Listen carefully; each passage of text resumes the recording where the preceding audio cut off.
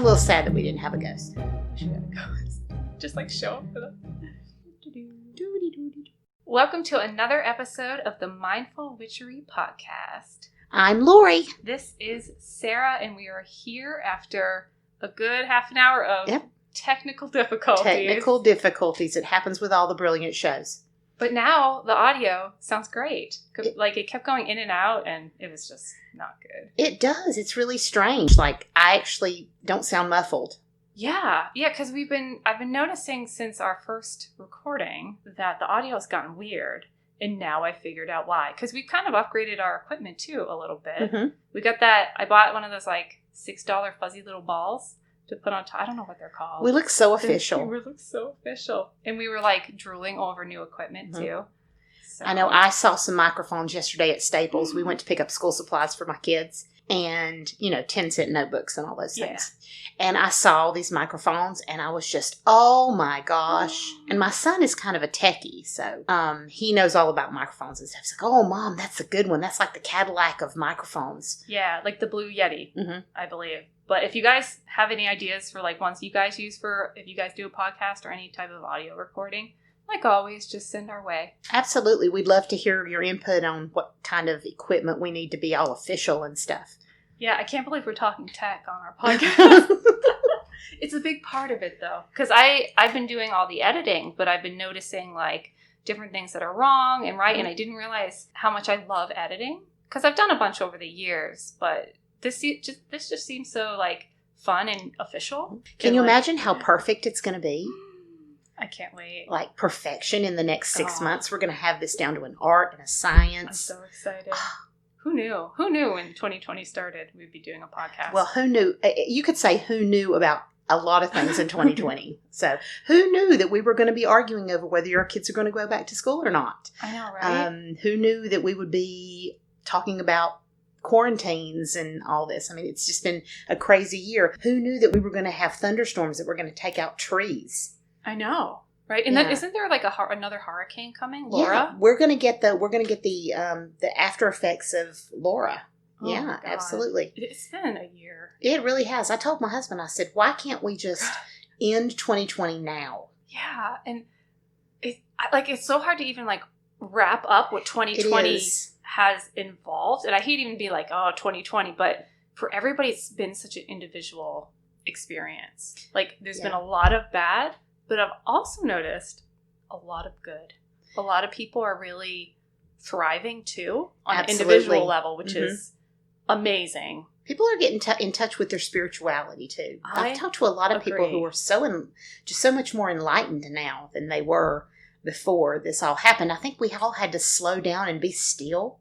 And I think my dad used to say that a lot. He would say, just slow down and be still for a bit. And nobody taught me how to do that. Nobody can do that. And now we're teaching our kids this valuable lesson about what it means to just be still. And I think a lot of people are talking about the repercussions of this in bad ways.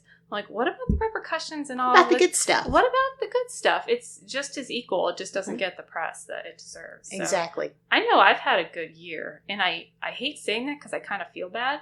I mean, there's been some crap. Don't get me wrong. But I've been thriving. I don't know. Like, not even, like, I just have been. We as, like, introverts and empaths have thrived during this time. Yeah. I think that we have because it's our moment in the sun. We have what we always wished for, which was less visitors. Yeah. I'm, like, looking off, just like, that sounds great. And I remember at the beginning of this, so many people who reached out to me to be like, Sarah, this is your time. This is what you've been waiting for. I'm like, I know, I've told you this was going to happen. I predicted this years ago. I've just been training this whole time for this moment. That's not to say I don't miss. I mean, I work for a local family center. So I miss the families that I work with. And yesterday I actually got together with one of the families that I haven't seen in, almost 5 months. Over 5 months. Oh, wow. And the kiddos have grown so much. And it was neat to see. I really did miss a lot of my families. But it was nice to have time to be still. Puts things into perspective. I feel a lot more grateful for what I have more than ever. And I'm just speaking from personal experience. I know a lot of people are going through. I've been very lucky through this too. My husband still has a job, and I know yours does too. And I've been able to, it's a privilege to have that space that I have. However, it's welcomed. It's a welcomed kind of thing. It's a wonderful, I know I kind of grapple with talking so positively about it when so many people are hurting. Mm-hmm. And that's kind of that like guilt. Oh, absolutely. Aspect of it. And that's when people who feel fortunate, like we feel fortunate, really take the time and the effort to go and help those who aren't as fortunate right now. Yeah. They need our support more than ever. And I hope that everybody out there is doing something nice for their community and really, giving what you can. Not what you can't, but what you can. And just helping everybody out. That's kind of where it all comes into perspective, is being able to help other people in whatever way it is, whether it's being a phone call, making people feel less isolated, donating to the food banks, or, whatever. That was huge. Yes, absolutely. Whatever you're able to do, just go out there and do it and give some people some support. I always think it's interesting. I was asked this question the other day by a friend of mine. She said, if you could have one word to describe 2020, what would that word be? So you guys out there, if you would like to give us one word that describes your 2020 so far, why don't you give us a hit on Instagram, and we will be, I will love to see what you have to say. Anything goes. It could be like, can it be a phrase? Sure, it can be a phrase. Shit show. Yes, absolutely. Dumpster fire. Dumpster fire. Yeah. Eye-opening would be mine. I think eye-opening. Enlightening. Yeah. Emboldening. Oh. Yeah. What's that mean? Allowing you to take a chance to finally be able to speak your truth. You were emboldened. You were emboldened to be able to. Isn't that a great word? That's a fantastic word. I love words. I'm an English teacher, so I love words. I have a list of my top 10 words. Really? In the English language.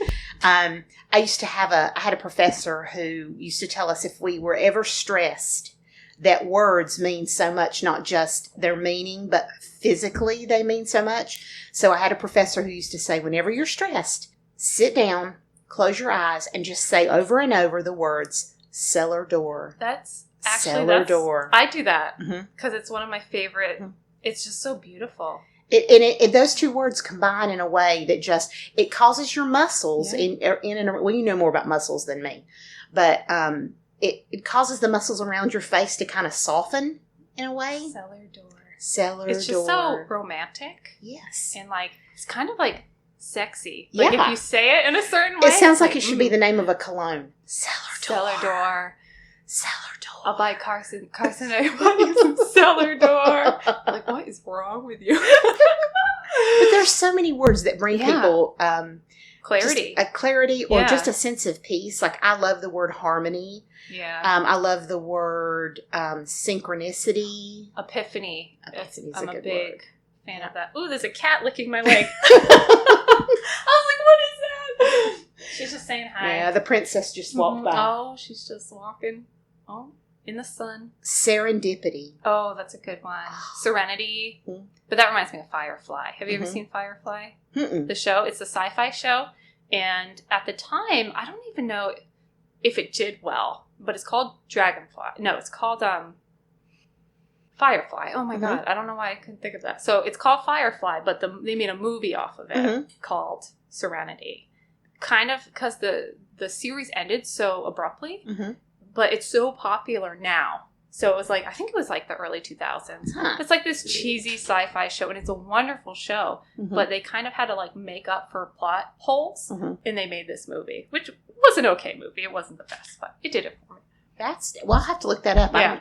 I don't know that one. Firefly. That's a great word too, actually. Firefly. I hope I'm not botching that. My brain and words lately have just been 3 steps behind me lately. I just can't seem to recall much, but I'm glad you were talking about words because I was looking at my feelings chart this morning talking about words, and that's what it reminded me of, how words can directly define, can kind of ground you. And especially if you work with a therapist, anything like that, they can ask you how you feel. Oh, I feel angry, but can you, dig a little deeper? What other words? Because it's usually pretty layered. So instead of angry, I'm angry because I'm frustrated in this like wheel chart thing. And you can keep kind of plugging away till you hit that word where you're like, oh, that's how I feel. That's great. Yeah. It's pretty cool. I was feeling euphoric and scattered this morning.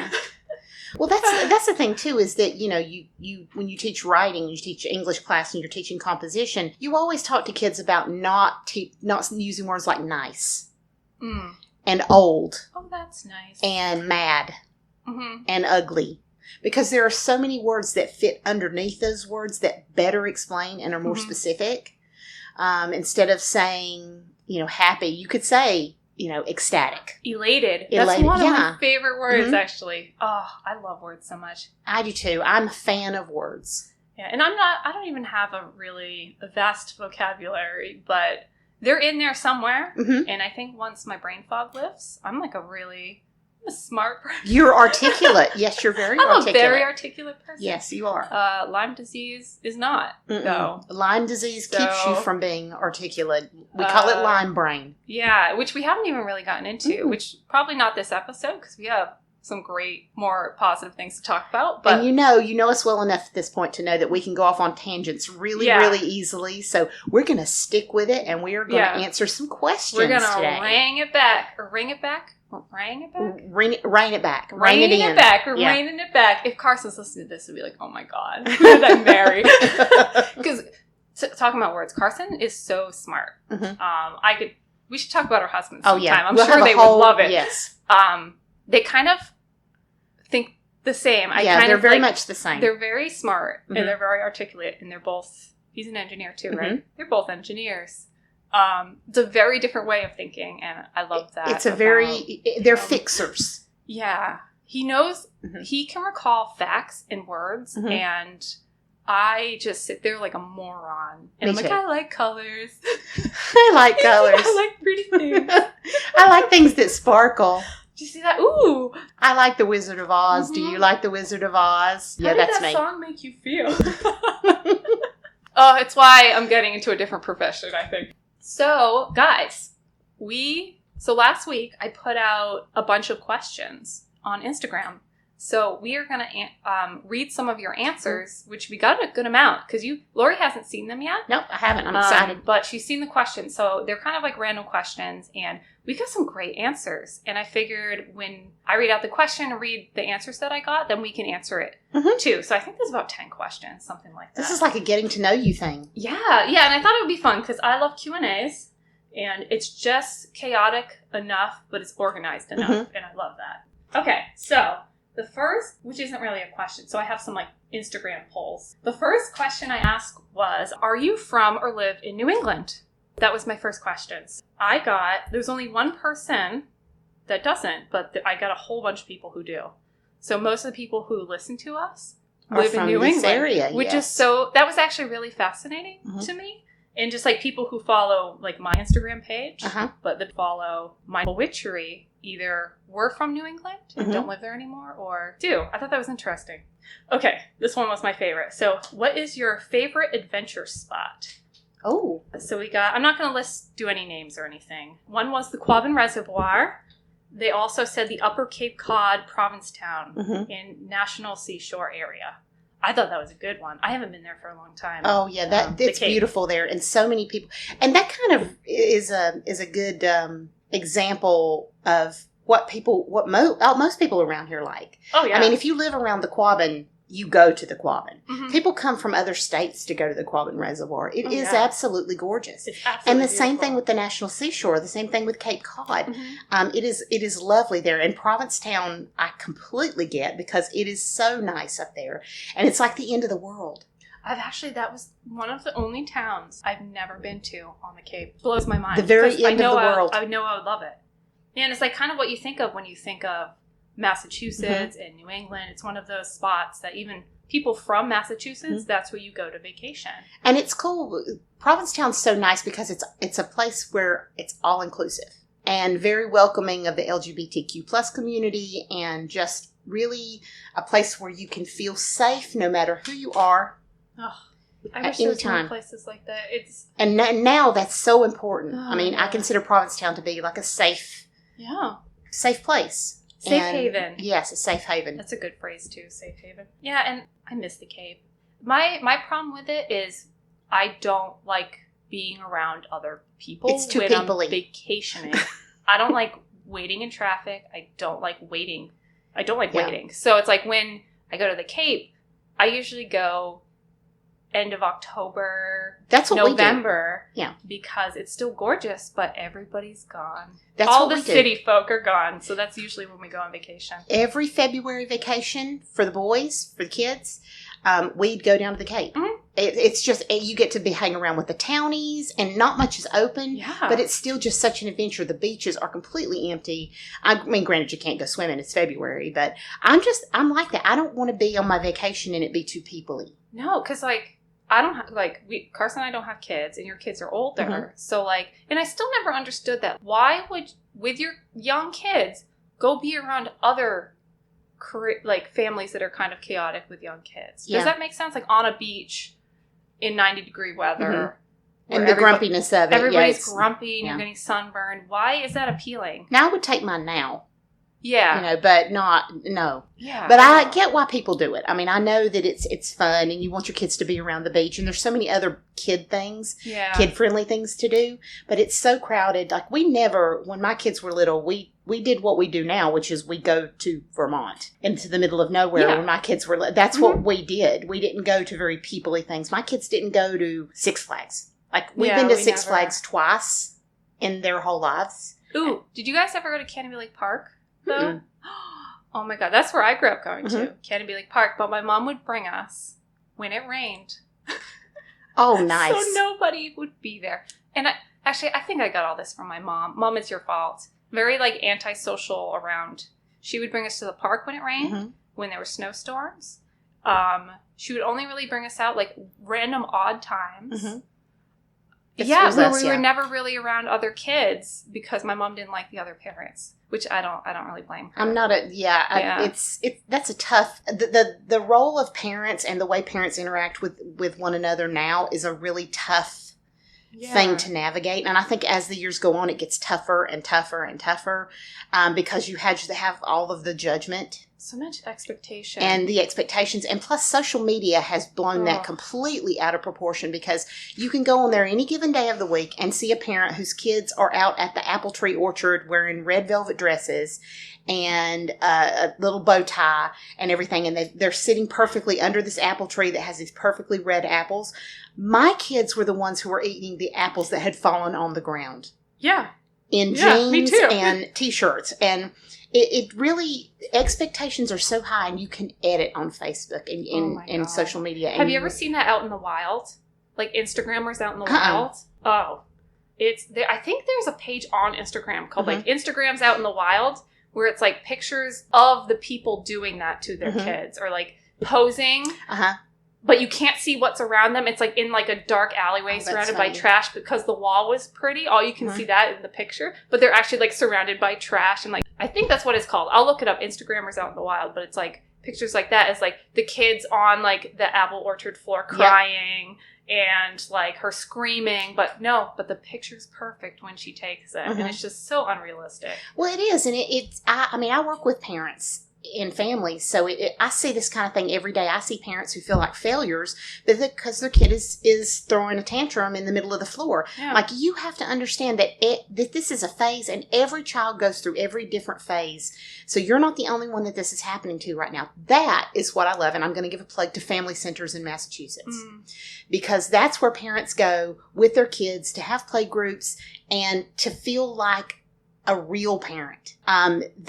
They talk to each other about issues that they're having, sleep issues, behavioral issues, nutritional issues, and they realize, these moms and dads, and they realize that they're not alone in struggles. But when you look at social media and just social media as a whole, you're looking at being set up for failure. I mean, I know I've always posted the messy with the good. Oh, yeah. Those are the people that I follow. Yeah. I don't have time for fake people. Exactly. And that's what isolates us as parents, is feeling like we're doing something wrong. That's like, it's not something I have experience with, like being a mom or anything like that. But I have experience with Instagram, social media, and but in other general, ways too. it's the Like same in general, way. like I feel for parents right now who are just are real people that are like good parents trying their best, and they think they have to almost like pressured to be in this box, even if it doesn't fit. Like there's all this pressure to be perfect. There's all this pressure to like give your kids the top elite education and just like feed them the exact right things. You know, if you happen to mention, I mean, it's so bad. If food stuff. Some of these moms groups, I mean, you can go on those moms groups and see a picture of a kiddo that the mom has posted. They're going on a trip, and this actually happened one day. Mom was taking the kids out to the lake or something, and in the picture, in the floorboard of the car was a McDonald's bag. That is what 22 different people focused on that McDonald's bag and said, why are you feeding your child that crap? Food shaming. It was unbelievable. I left that group as quick as I could. It was horrific. I'm like getting hot. I'm so angry about that. So on top of animal abuse, my other thing that I got really fired up about is food shaming. And I know we're going off topic here. So we're going to actually record a whole episode about food. Yes. But why I'm saying this is because yesterday I had this amazing conversation with my cousin, Samantha. Hi, Samantha. She listens to this. Hi, Samantha. She lives over in Germany right now. But we had a great conversation. I told her we're going to record an episode about food shaming and about kind of these like elitists in that world, kind of like the wellness world, where it's like this food shaming thing where people who are overweight are shaming people who are too skinny. People who are too skinny, I'm doing air quotes here, are food shaming people who are, overweight. Vegan shaming vegetarians. Oh, yeah, that's what we talked about a lot. And vegan shaming vegetarians, vegetarians shaming meat eaters. Yep. Yeah, and the elitist of the meat eaters. And, oh, my God. Like, we could... Oh. Yeah, that's I'm trying not to go down a rabbit hole. I love the way we come on here and we talk about things and we go later on. Note, that is a whole other episode. No, and something I do, so I listen to this back and I'm like, and I actually write down all the things. We're like, note to self. So this is a note to myself. I would love to incorporate eating disorder with all this too. And even social media shaming in general. Oh. It is so... I mean... Extremes. Black and white thinking. That's what we were talking about. Exactly. That's where I was going, is there's so much black and white thinking when it comes to right and wrong and people being so limited by their perceptions of the world. Absolutely. Some of them are unwilling to look past themselves, and it's so detrimental to everybody around you if you can't look past yourself and change your beliefs. We are living in a very polarized society right now. Very polarized. And it's difficult for people, like, I consider myself to be like a gray person. I always try to look at circumstances. Like, I can't think black and white. I have to look at the circumstances, at each individual circumstance. And I'm a gray person, and we gray people are getting beat up. We're getting beat the hell up these days. Preach. Yeah. Why aren't you taking a stand? If you don't take a stand, then you're just as bad as the people who are doing this. And it's really not about taking a stand. It's about looking at every circumstances and really filling the holes in someone's beliefs and opinions when you're debating with somebody. It's not about, I feel this way, so you're wrong. Exactly. Yeah, I've never thought that way. And not putting us on a pedestal or anything. No, it's absolutely just, not. It takes work to be this way, right? Too, like being in the gray area, because you literally have to you still are defending your grayness. Yeah. I mean, it's really... Like, why aren't you getting fired up about this, Sarah, Lori? Like, it's because I like seeing both sides. And it's not that we don't find meaning in things either. It's not like there are things that don't upset me. I mean, I went on a rant on Facebook. It's been a couple weeks now. No, maybe a week. Yeah, and it was... I don't talk about my political beliefs because they're mine. And I respect everybody's belief to believe the way that they choose, I guess. I think that's the way it kind of works. But sometimes I take a stand on things because it means something to me. And for me to take a stand enough to be public with it, it means a lot. Because it's actually thought through, right? Like you actually sat and thought about it and not just And I know people who Put will it take out a stand. I know people who will take a stand on everything. Yeah. Everything. You can't just let it be.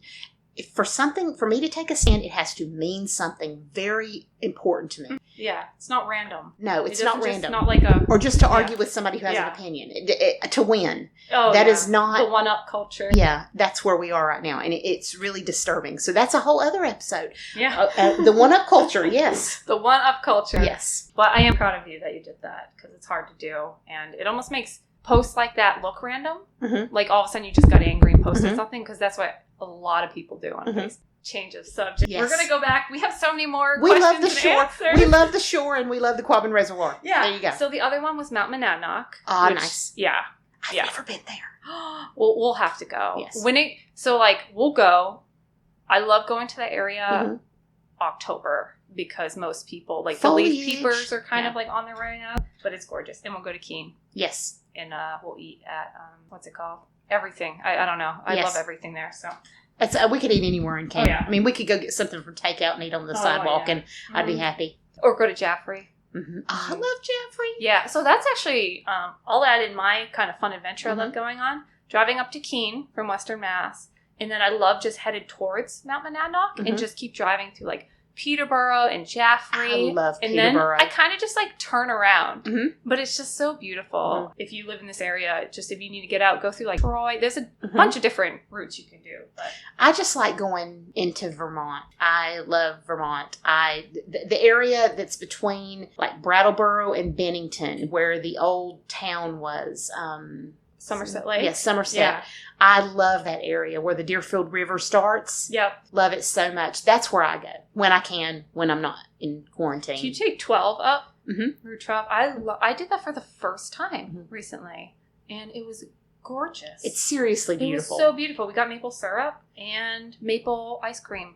And there's an antique store on that route that is phenomenal. Oh. So I like antique stores. Yeah, it's hit or miss for me. Mm-hmm. Some of them I just can't go in. Yeah, I get really claustrophobic. If there's one that has a lot of mirrors, I don't like those. But and the smell, there's the smells. Smell. If I smell mothballs, I don't go in, and if I smell mold, because I'm actually like severely allergic to mold. Whew, that's a rough one. So like, why take the chance and like old dust? There can't be anything in there you need so much that you're gonna have an attack. So no, it's not worth it.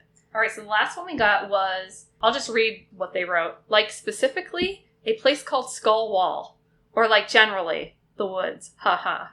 Skull Wall. Skull Wall, what is that? What is Skull Wall? I love the sound of that. I love Skull Wall. Can you look that up? I will. I'll find the next question. Skull Wall.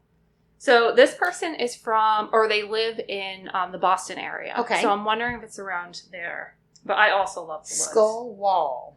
Well, there's stuff about decor and on Amazon, and I don't know where this is. It's not giving me anything. So please. Yeah, let us know. I don't know. Yes, I would love to know, because this is a place that sounds like my kind of place. Yeah, I'll ask them too after this podcast. Ooh, what do you do for self-care? That's the next question. We got actually a lot, so I'm just going to read all of them, and then we can talk about it. One is be alone and nap. Both I do a lot. Epsom salt baths, meditation, self-massage, daily energy healing routines, cuddling cats. The next one is boundaries. Let myself be bored. Oh, I really like that one. That's a nice one. Yeah. Only eat foods I absolutely love and hug animals. We're all animal lovers. This is great. Yeah. The next one is... Ooh, there's two. So, specifically set aside time to read outside while hanging in my hammock. Oh, and I finish every night with a cup of tea and a couple chapters of a book. I love these. I love these. I do all of these too. It's kind of random. It depends on the day. Yeah, it depends on my mood. It depends on the day. My big one, though, is meditation. Yeah, I think meditation and exercise for me. And grounding. Yeah. Going out barefoot. I mean, you will be surprised at how going outside and just being in the grass in your bare feet balances. Instantly you are balanced. You are one with the earth. The closer you can get to the earth, the more balanced and rooted you'll be. And that's wonderful. That's my savior, especially when I'm getting stressed about something. I'm like, okay, and I'll take off my shoes and I'll go outside and I'll stand in the grass for a little while and I feel better. My favorite time to do that is in the fall. Mm. Because it's like between summer and fall in New England. Mm-hmm. That's my favorite time to be outside because the humidity's gone. Mm-hmm. It's still warm, but in the mornings, the grass is cold. Mm-hmm. That is, and it's dewy. Yeah, and it's like so specific, and you can smell the leaves changing. Do you know what I'm talking about? Like the air. Oh yeah, the air is different. The smell it's crisp. of the air. It almost hurts your nose hairs. Yeah. Yeah. Oh, that's my favorite. We Yeah. have to like deep breath in, Mm-hmm. and it's just that's my self-care. But that's going to be here soon, a couple weeks. Yeah, and it We'll feels have like that. it outside this morning. Actually, I went outside and put the car windows down when I drove to the store, and it felt like fall. It even looks like fall. It does. really- I saw a red leaf. Out in my backyard. They're my out in my God. backyard. All right. So did you want to add anything else to self-care? No, I'm Is there good. anything else we do? All right. So we got a few answers with this next question, but one I actually want to read. She wrote to me Mhm. and gave me an answer. So the question is, do you practice a religion or spiritual practice? So I just got to find it. I'm flipping through my phone. We got one no, one yes, and they were the ones who wrote to me later. Yeah, elaborated. Yeah. And then the other one was neither, but I have my gripes with big religion and I respect spiritual practice. And then they gave the metal sign Nice. emoji. Okay. So let me. Oh no, where is it? Oh my god, guys, I'm flipping through my phone. My hot mess of a phone. Oh no. Oh, here it is. So my spiritual practice, I do believe in the divine/God, but I also have a spiritual relationship with plants. Examples of this might be speaking to or praying to plants for help in my life, or having a meditation with a plant and seeing what comes up as its teachings. I seeing them as more than just plants, but as guides and teachers. I love this Oh answer. my gosh, that's a beautiful, beautiful answer. They wrote it so articulately, Mhm. like I couldn't have. You and can that's feel that. really kind of. I'm not saying like it goes with kind of what we believe, but it kind of is to It what absolutely is. Yeah. witchery means to Mhm. us. I think a part of it Mhm. is And such that- such a big part is nature. such a big part Natural of world. nature. And I'm like, I don't think I could have wrote that better. No. So I'm glad that they wrote that because I'm like, well, that's perfect. It absolutely is. I mean, being in touch with and understanding that you're not the only living thing. Yes. I mean, we have a tendency as humans to kind of not only think that we are the only real living things, but also that we are smarter and that we are more insightful and have more emotional depth, which is just not true. I mean, we look at animals differently than we look at ourselves. Why do we do that? It doesn't make sense. They have every living component that we have. Plants, oh my gosh, understanding this person really understands their place in space. They're an herbalist. Yeah. Oh, it's Yeah. fantastic. I actually want to try to get them on this podcast. Yay, yes. I think that would be, because we really haven't gone into what witchery means Right, to us, even though exactly. it's part of our title, which I think in a few weeks, Mhm. we are actually going to be doing some fun October videos. We're getting closer to a really important and special time for witchery. For and- our type of witchery. Yes. And like, we can talk about like what we practice and talk about all that. I know actually a few people have asked like having more of the witchery part of our podcast, which it will get there. we are We'll getting get there. You're Yeah. just getting to know us on Mhm. different levels. So we're And very multifaceted people. And I think it's really important to know us before we kind of get into that piece, because it's important to know us as people Yeah. and how the context of us, in terms of how we feel about the witchery piece. Because it's so personal. It is very personal. And It's not something I share with a lot of people, No, actually. it's not. So the fact I'm recording is very weird. A lot of people don't know what I hate to say what I believe in, Mhm. what I practice, or what I follow or And study. it's so multifaceted. Any aspect of the witchery aspect is so multifaceted.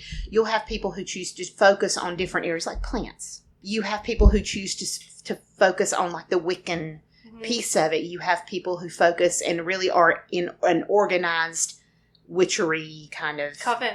Yeah, a coven. Yeah. Which isn't what you think it is. Mm. Like a lot of people like go by like what movies tell Mhm. them. It's not like that. It's so not. Yeah, and just like if you're Christian, Mhm. same deal. Mhm. Like there's so many different facets of that, and same thing in any type of witchery. And it Yeah. kind of combines itself. We chose mindful witchery because there's so much involved in what what we believe, and in terms of being really conscious of what path we go down, and being mindful in terms of cause and effect, how what we do, what practice we do affects other people and other living things. So we're getting there. We're getting there. And unfolding what we learn, too, which is a huge part of being a witch. I learn something every day new. Every day. And trying to combine that piece of me with also practicing quite a bit of Buddhism I'm surprised at how they link. They really do. They really link. I've never felt more comfortable. I grew up as a Southern Baptist girl, and I've never felt more comfortable than I do right now in my own skin combining those two practices. When you find what works, it's almost like two missing puzzle pieces. And it's all a matter of really taking what works for you, studying, learning about religions, different facets of religions, learning what fits for you to be able to be the person you want to be. And pivoting with that. Pivoting with the knowledge that you gain from the education you allow yourself about spiritual practice and religion. Opening your mind, opening your heart, opening your soul, opening every part of you to being able to learn and take away what you feel works for you. Because I think people give the word selfish a bad name, but to me, practicing religion and practicing the spirituality is a very selfish act in a very, in certain ways, because you are doing it to find yourself. But it's selfish in the best way possible. Selfish in the best way possible. That's a really, really good way to look at it. If you find yourself, the better you can help the people around you, which is what most spirituality and religion is, isn't it? Tangent. Yay! Segue. All right. So our next question that I asked is, what is something you would tell your past self? I got this question off of Coffee with My Ex. Have you listened to that yet? No, I think I told you about it. It's Caleb Marshall he's called the Fitness Marshall. He's on YouTube. And him and his ex, who's part of his dance team thing, have this amazing podcast that I highly recommend. I will post that below. But anyway, they did something similar to this. That's how I got the idea. Very cool. I'm not smart enough to come up with this on my own. So the answers that I got were very up and down. I almost just forgot what the question was. What was something you would tell your past self? Oh my God. Very up and down, deep practices, but more challenging emotions. Oh no, I did the wrong one. I started reading the wrong answers. That was from a different question. Okay. What is something you would tell your past self? Don't waste your time with dating so much and practice more self-care. Slow the fuck down. Nice. I love that. Listen to the little voice inside you and act on it. Don't waste your time. Girl, life goes quickly. Enjoy it. Don't rush. It'll fall into place. Bro. I hate to say it, but it gets a lot worse. Oh my God. But that's the nihilist perspective. Oh my God. But it's always a lot of fun. You'll love it. I promise. I like that one. I think that was actually one of my favorites it might get a lot worse. Yeah, there's things that are going to be bad. It's just... That's life. I kind of like that. Face it and move forward, I like all of those, and I think they all kind of link. There's this common link of being still and thinking through life, but enjoying it at the same time. And not worrying about don't sweat the small stuff. Yeah. Time, too. It kind of focuses on time. Goes by really fast. It does. I think that's what I would tell myself. I just thought of myself at 16 and thinking of myself now, my 16-year-old self would be like, what happened? I'm so different. So what would I tell my 16-year-old self? I don't think I would say any of these things. I don't think I would have listened to you. If somebody told me no, I'd been like, yeah, okay. Yeah, whatever.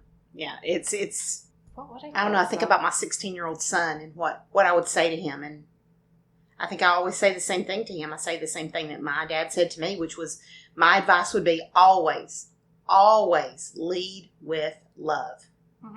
Even in the bad times, even in the worst times, even when things you just don't feel like you have it in you, say that to yourself. Make it a commitment. Lead with love in everything you do. And that doesn't just mean love for other people. That means love for yourself with love. Make decisions knowing that you love yourself. Love yourself and make decisions based on that. Your dad's a wise man. I'm telling you, you'll hear all kinds of quotes. I'm going to say it a lot. Now he's in my head all the time now. My dad used to say, my dad told me, you'll hear that from me a lot. Lori's dad used to say. Maybe he'll start just telling me things now. Maybe I'll let you know. He's pretty stubborn, and he probably would.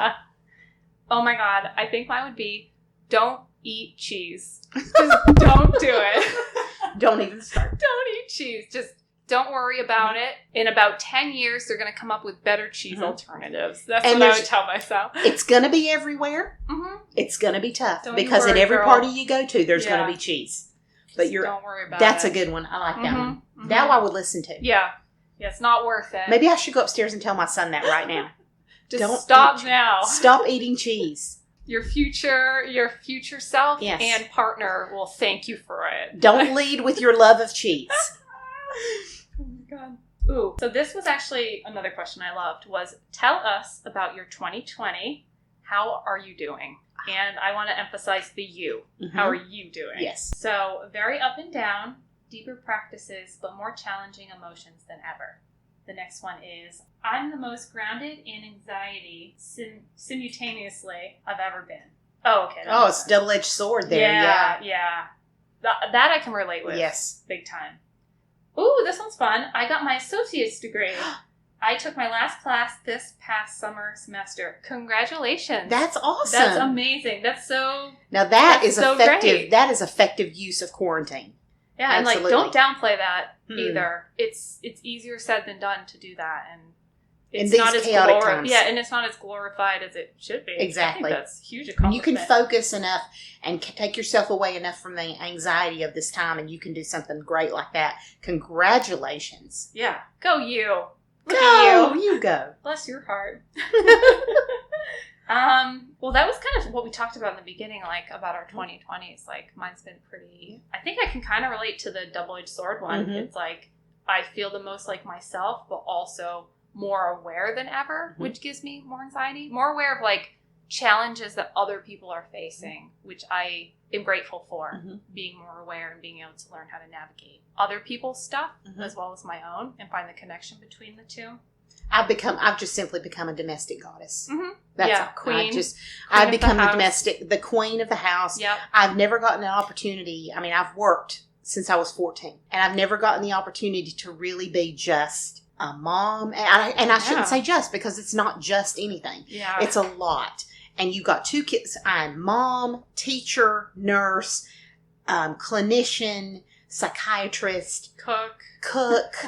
Everything. Yeah, podcaster. And as much as I know, I've talked to a lot of people who will say, it's made me feel kind of like I'm taking a step backwards. It does not make me feel that way. Mm-hmm. I feel like it has been an adventure, and not that this is where I want to be forever, because there's lots of things out there that I do that I can't do right now. But I've loved this whole creative aspect of it too. Being able to do this podcast. Yeah.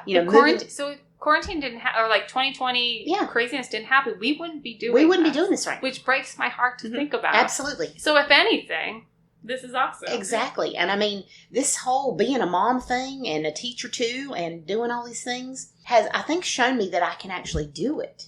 That in the relationship you develop with your kids, like actually right now, can you believe there are kids in this house? No. Well, oh my God. That's perfect so funny. Timing. I don't know if you guys picked it up, but I just heard her son talk. Yeah. You would never know they were here. It's so strange. And all I have to do is say to them, we're going to be recording, so if you need to come downstairs for something, just text me and let me know and we'll stop. I actually have wonderful kids. Wonderful kids. Seriously. The few words that they say to me, I totally understand. They're teenagers. They don't really. But those are the type of kids I like. They're really quiet and respectful, and you do good. They're really such good kids. And I mean, I know everybody says that about their kids, but I'm telling you guys, we should have my kids on here sometime. I would love that. Seriously. They're such amazing little nymphs. Maybe we can get them to talk. Maybe we can get them to talk if we shove a microphone in front of them. Are they more talkative when I'm not here? Yes. Don't worry, guys. I know you listen to this, so. They do. They listen to the podcast, and they actually stalk us. Yeah. I'm not that scary. Yeah. DJ stalks us on Instagram, so he tells me what we do right and what we do wrong. And I just think it's funny that before you come, I'll say, oh, Sarah's come over, and they're like, well, which Sarah? Is it so-and-so's mom Sarah, or is it Woo Sarah? Definitely not Mom Sarah. It's woo Sarah. This Sarah is woo Sarah. I'll take that with pride. Yes. Yeah, I respect mothers so much right now. Not all, but from somebody who doesn't have children, and I have strong opinions about a lot of things with that, but I respect mothers and parents so much when you try. Mm-hmm. That's it. You gotta try. Exactly. Just try. When you're trying, you're doing the best you can. Mm-hmm. I respect any parent who can do that. Yeah. Because take it's responsibility for what you chose. Mm-hmm. Right? And don't come at me for that. I'm sorry, I'm taking a picture of my cat. Yeah, her cat's like just living it up. Oh, hi. She's like on her side and kind of like feet flopped over. Oh.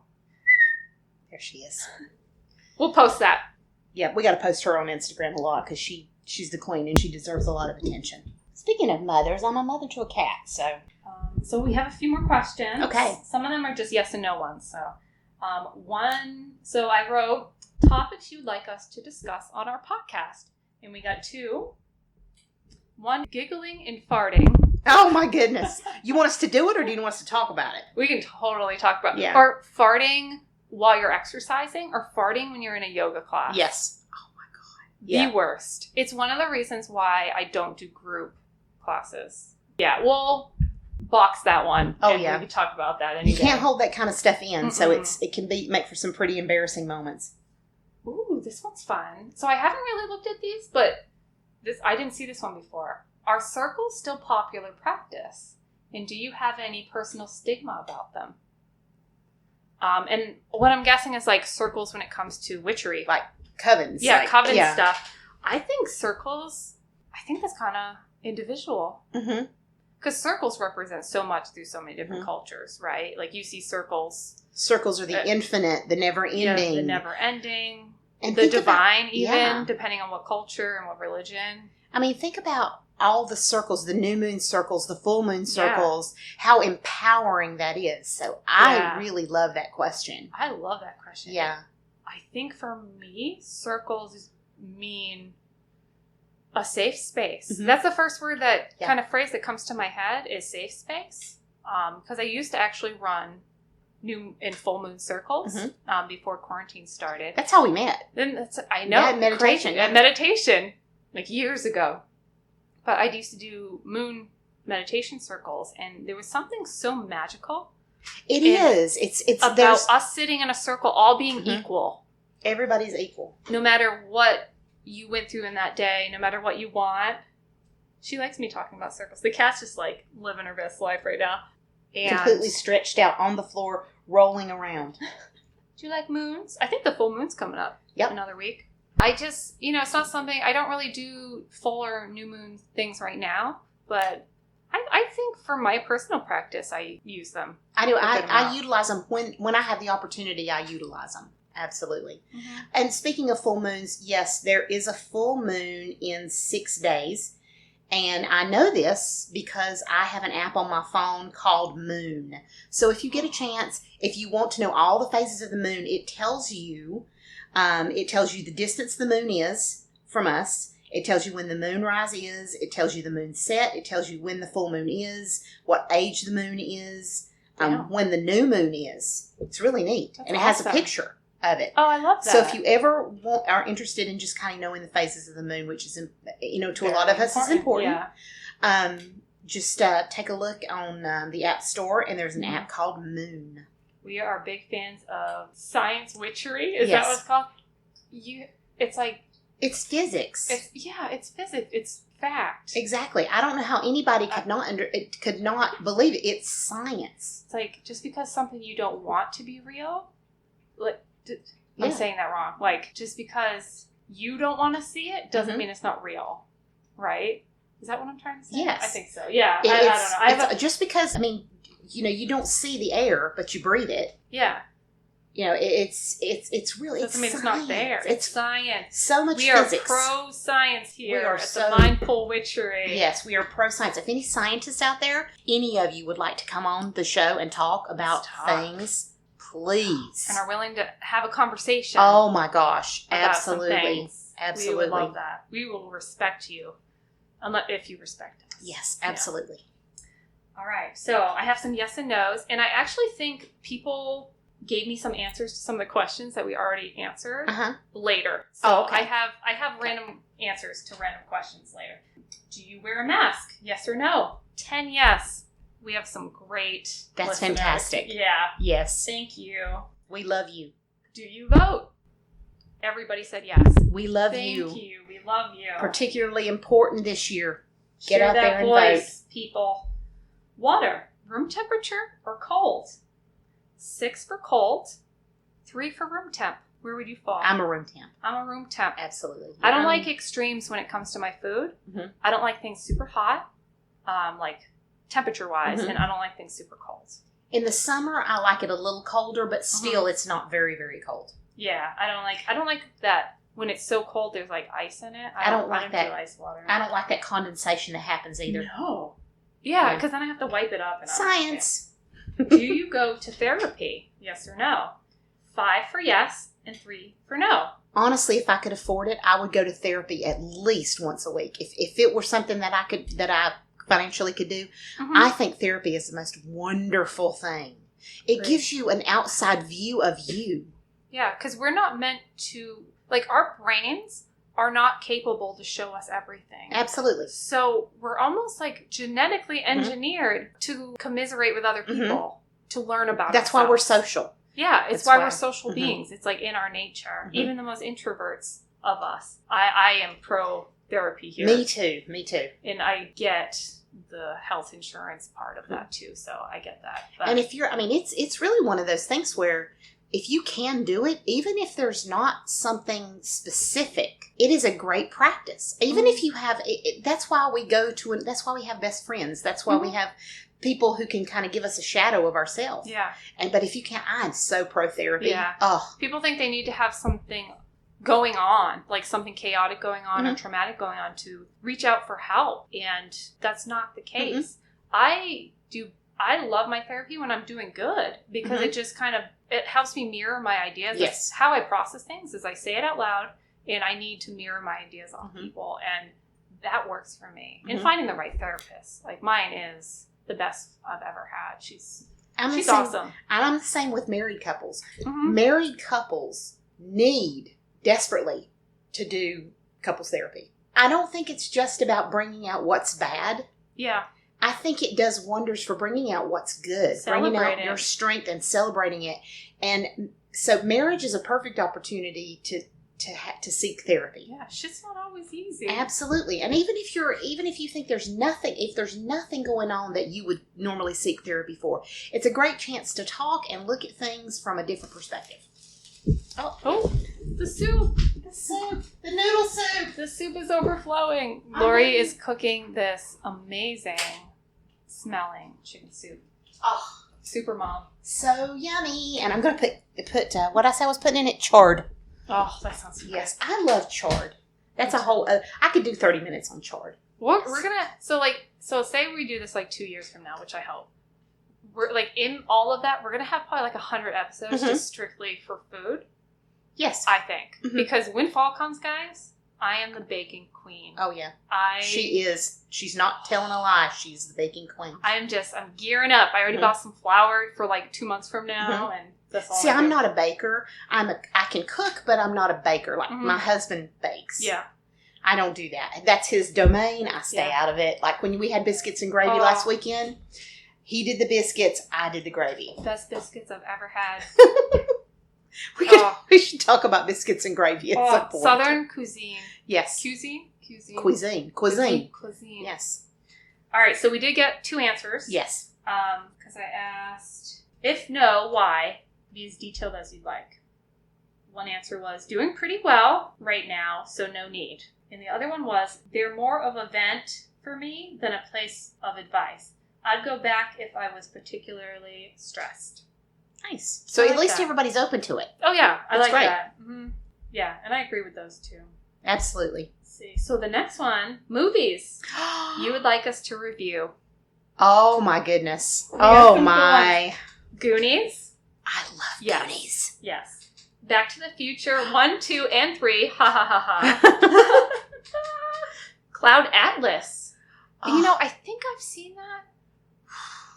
That's a tough one. I don't remember it. Oof. There's so much that happens in that movie. There's so much depth, like almost to the point where you're going down some kind of rabbit hole and you really lose track of what's going on. You can't, Cloud Atlas, you can't go to the bathroom. I don't know if I've seen that. You have to sit and... Really? I mean, it's got Tom Hanks in it, so I mean, you can't really truly go wrong, but, you know, it's one of... It's hard. It's a hard one to get through because it's also long. But we can do it. Yeah, I'm gonna look that one up. I'll see if I can do that. And then the other one was Baskin, which I think I've seen, and it says that's a real scary one. I don't know that one. I'm gonna have to write that down. Yeah. Well, I think I'm gonna look it up. I need to know. Baskin. We love the Google. Baskin, not Baskin Robbins. It keeps getting like, do you like peanut butter ice cream? While taking a break, or Carol Baskin from the Tiger King. While taking a break, a unit of cops receive a distress call over the radio directed to an abandoned building in the middle of nowhere. They soon find themselves trapped in a surreal and nightmarish world. This is right up my alley. Oh, look at these pictures. Oh, it kind of looks like more modern Hellraiser, which is one of my favorite. Oh my gosh. Hellraiser is everything. We were so separated at birth, and every day I love you more because I find out more things about you. It is literally my favorite movie ever in the history of movies. Yeah, it's my favorite horror movie. Easy. That's what got me into horror movies. I love. So when it comes to horror movies, the thing I love is costumes, and I respect people who can create horror movies like that, but create these realistic costumes like Pinhead. And these worlds, these worlds like, that are so realistic. Alternative dimensions and creepy. It's a creepy movie. I would have married Pinhead. And Chatterbox is one, like, how scary is that? It is. And just the makeup and, it takes all of your, that Hellraiser takes all of your fears and all of your, like, anything if we asked you to think of the most horrible thing you could think of, Hellraiser did it. It did it, yeah. It really did it. And the costume design, I mean, you know, I'm going to throw shade about the acting because it's bad. Oh, yeah. But it's 80s. Oh, and the creepy uncle. Yeah, the creepy. He's creepy. Yeah. Have you seen, so there's like a million Hellraisers now. The newer they get, the cheesier it is. Like, I saw like Hellraiser Rave or something. It was like Hellraiser House. And there was like this weird rave thing. Did you see that one? It was like early 2000s. I saw that one. It was awful. It was pretty bad. Last one I saw was Hellraiser 2. I love that. Hellraiser 2. I really like. But every time we're on here, I learn and love you more because I find out that we literally like everything that is the same. Yeah, because people are like, "Oh, Friday the 13th," and you know, Halloween. No, yeah, which you know, I love those. Oh yeah, they have a place. I actually don't like Nightmare on Elm Street. I respect it. I get it, but it's not really my thing. But Hellraiser, The Thing, is top 5 movies I've ever seen. To me, The Fly. The Fly. I need to see that again. We got to do that one too. Yeah, I like costumes. I don't like animal costumes. It's actually a fear of mine. But if other costumes, like monster costumes, from Silent Hill. Have you ever played the video game? I know it's a weird question. So I grew up playing the video game, Pyramid Head. In my weird teenage weirdness, I actually had such a crush on him. That's Pinhead. I had such a crush on Pinhead. It's weird, and there's no sense. It's nonsensical, but there's something very attractive. Yeah, about him. And when they came out with the movie, I was so excited. And the movie's okay. But I love the movie just because of the nostalgia. But like when you hear the axe dragging, and I'm like, there he is, and I like. It does something to me, kind of like a Tom Hardy effect.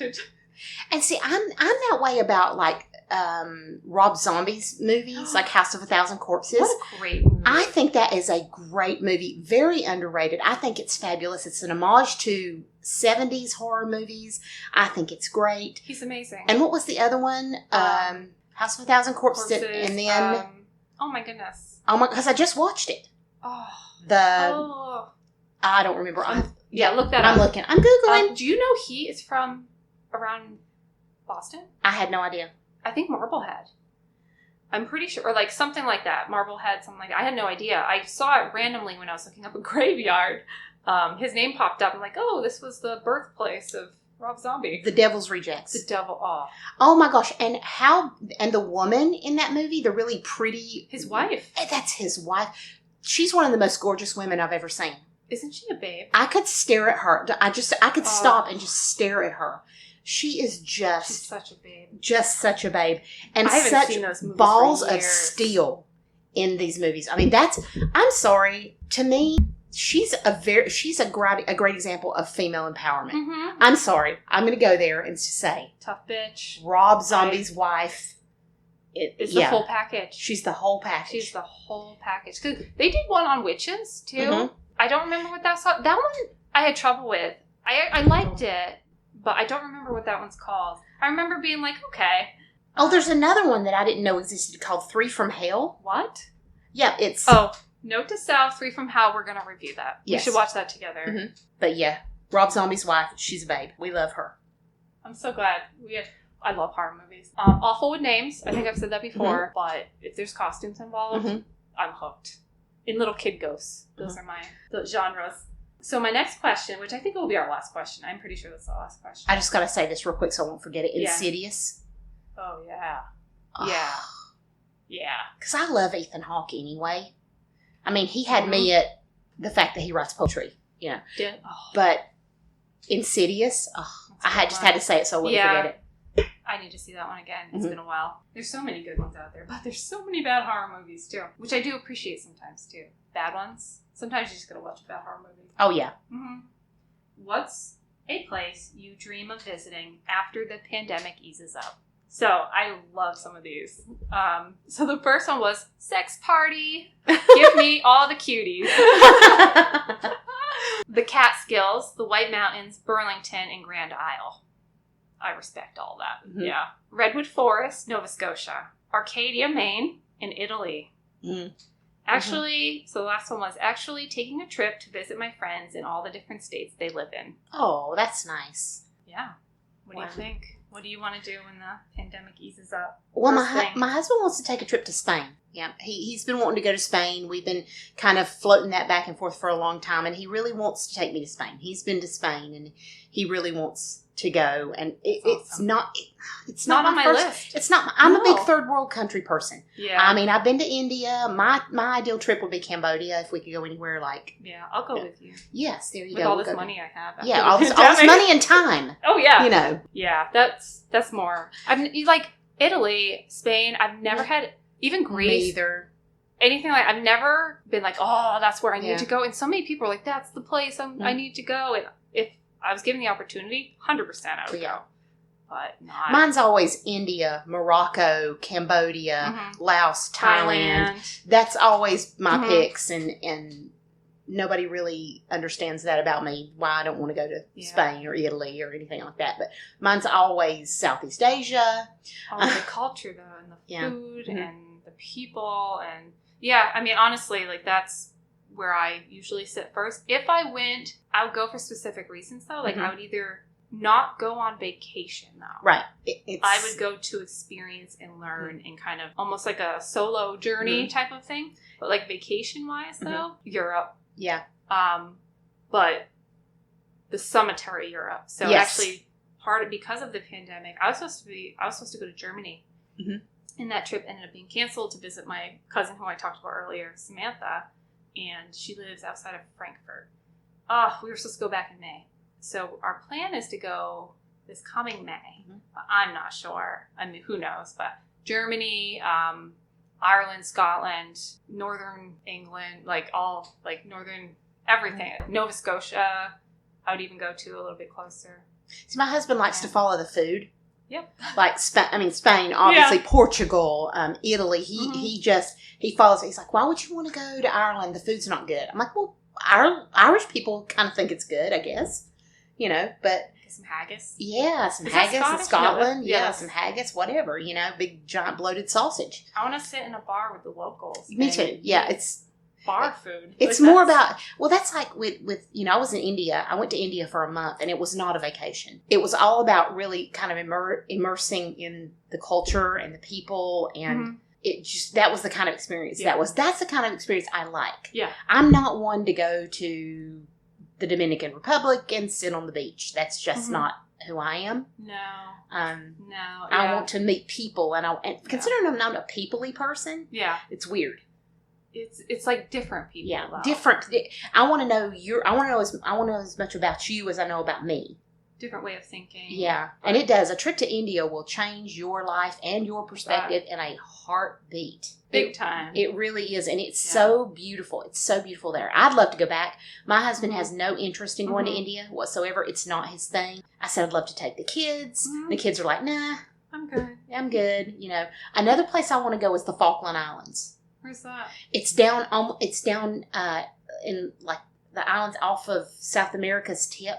Oh, okay. It's owned by the UK. Oh, wow. And it's a really like a desolate place, but they have penguins. So that was that's awesome. That was the deal given. for me. Given. Yeah, given. Penguins, good. That's awesome. No, I've never heard of that place. Easter Island is my dream place. Oh, that would be awesome too. I've always been obsessed with like the whole legend and history behind Easter Island is so fascinating to me. Check it out if you don't know much about it. It's a crazy island with statues that they don't know much about. So I think they found out more recently. Yeah, though. I know there's been a whole upheaval of things like knowledge that they've gained on that. Yeah, like something. It's just been a while. I read this book from like the 60s about it when I was younger, and I just became obsessed. I'll tell you though, if I had to pick a place though, if you're saying like the minute quarantine is over, where am I going to go? Yeah. I'm going to Vermont. I'm going so fast to Vermont. I mean, you won't even, like, I'm going to pack in 2 or 3 minutes, and I'm going to be gone to Vermont for an unspecified period of time, just sitting in the middle of the woods. I'm so ready. I've missed Vermont so much. So close, yet so far. And it's so complicated because, like, with the counties and everything, they're looking at, well, if you're in this county and there's more than 400 cases per 100,000 or something? Something like that, yeah. You can't come. Where I can go. You can go because you're in Franklin County. Yeah. I'm in Hampshire County. I can't go. I feel so bitter. It's really bad.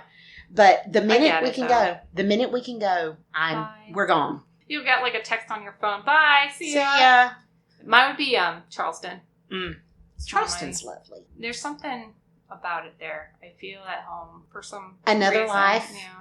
Another life, something. My mom too. It's very odd. Like I feel like we can just like be ourselves there. And my mom and I are very different people. But like I don't know. Like I just feel like it's where she's supposed to be, and I hope she moves there because then I'll have. You'll have a place to go all the time. Yeah. Yeah, Mom. Okay, so this is your sign that you need to go live your dream and go move down to Charleston because I said so. So yeah. Oh my God, we made it. I think we made it through most of the questions. I think there's a few others, but I think I'll save those. They're like movie-related things, so we'll save those. So we are an hour in. Magnificent. I think this is our longest podcast. Absolutely. I'm so excited. So Lori and I are going to go on an adventure now. Yes. And we're going to head towards Lenox. And if you haven't been to Lenox and you're from the New England area, it is so lovely there. It's a whole, it's very New England-y, if you know. Very New England-y. Yes. Like, it's like the mix of history, which is very old, but also that mix of people who have money that can upkeep the town, and it's beautiful. It's like, super boutique-y and very boutique-y. Gorgeous lake. It's where the Kripalu Center is, which I don't think either of us, I've never been there. And we have a list of cemeteries we're going to go visit, and it's kind of like my last week before school starts. Yes, before you start school, it's your last hurrah. I start school next Wednesday, so I am going to be an official student. Yes. Forever. Best student ever. Best student ever. They're going to love me. My goal is to just befriend all the teachers. And it's interesting going to school when you're older. You do have that kind of ability to commiserate with teachers that you wouldn't have when you're 18. Yeah. Yeah, actually, I just got my first email for a class. And I'm like, oh my God, it's been so long since I've like... It's real. Been part of that. It was kind of I got it yesterday night and I'm like, oh my God, like we're going to do like a class Zoom so we can meet each other. Nice. And I'm like, what am I going to wear? Like, my hair, do I need a haircut? And I'm like, no, everybody's going to look Everybody's going to look zoomy. And I'm going to let my gray hair shine. Let your gray hair fly. Let it fly. It's my experience, folks. All right, guys. So thank you so much for joining us. And we'll talk to you again soon. Bye.